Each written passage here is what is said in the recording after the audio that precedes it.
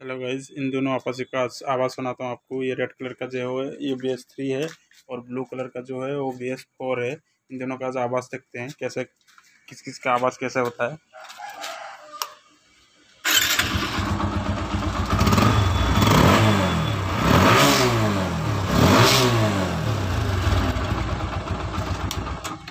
और blue colour आवाज़ करते हैं, देखते हैं कैसे ये आवाज़ कैसे देता है।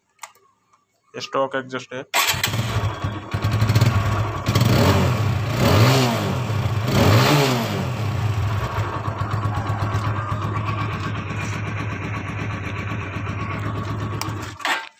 अगर वीडियो अच्छी लगी तो लाइक और शेयर कमेंट ज़रूर कर देना भाई।